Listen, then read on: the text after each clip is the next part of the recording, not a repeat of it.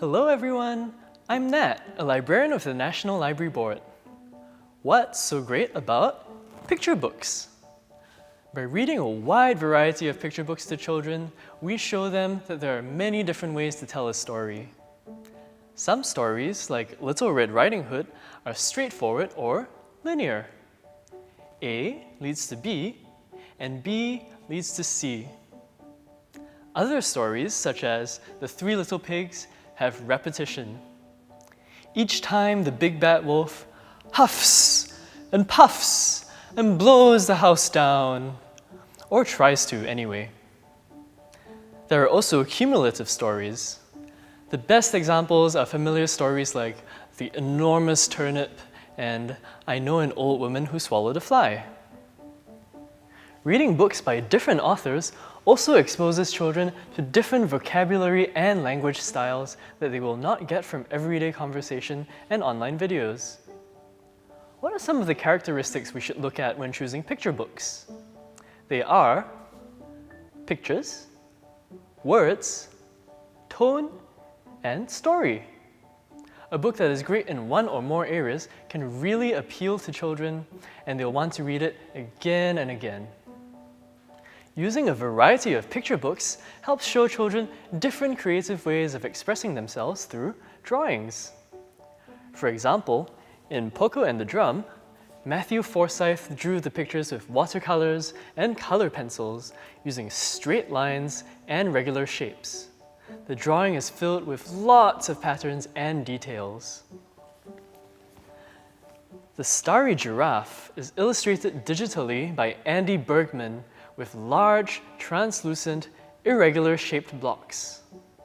Though there are fewer details and facial expressions, the bright colors and shapes make this picture book very attractive. Go to Sleep Gecko is illustrated by Geraldo Valerio using acrylic paint. He uses a lot of curves and fluid lines. The animals look like they are moving and have very vivid facial expressions. So in just 3 books, we see 3 different mediums and very different drawing styles. Many books also show a lot of attention to details and creative elements in the pictures. This appeals to children and interests them in reading the books over and over again. For example, in this drawing of rain in Go to Sleep Gecko, rain is shown as a cloud watering the land using water cans. Here are more examples in 2 classic picture books. Goodnight Moon by Margaret Wise Brown is a story about saying good night to a series of things at bedtime.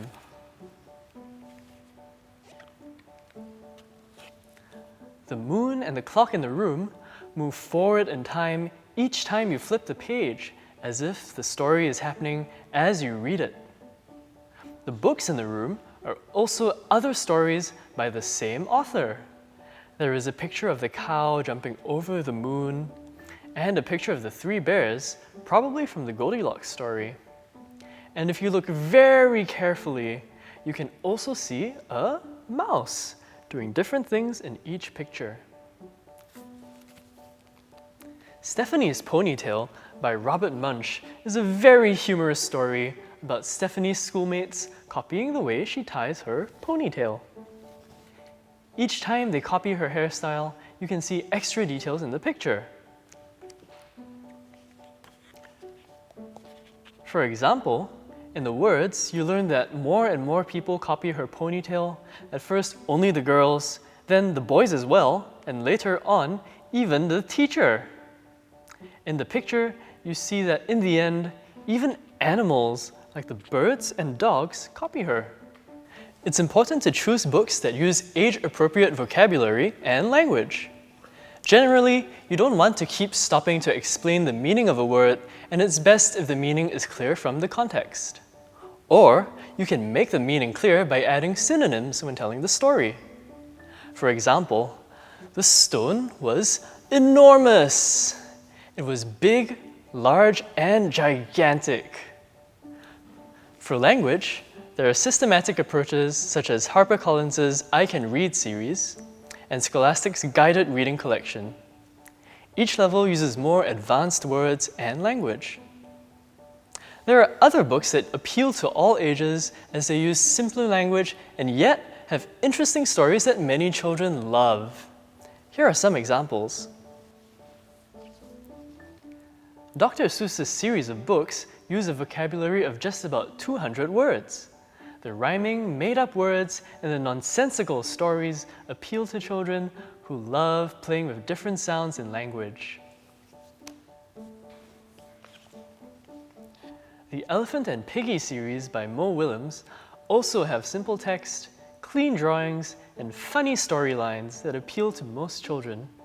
This one shows Piggy deciding to be a frog instead. The books are drawn like a comic strip. In general, look for humorous stories such as the Elephant and Piggy series, or reassuring ones. They help hold the attention of children and also put them in a positive state of mind. Many bedtime stories are very reassuring, and you can adapt them into hello stories and good morning stories. Books that show children how much their parents love them are also wonderful. One such classic is Guess How Much I Love You by Sam McBratney.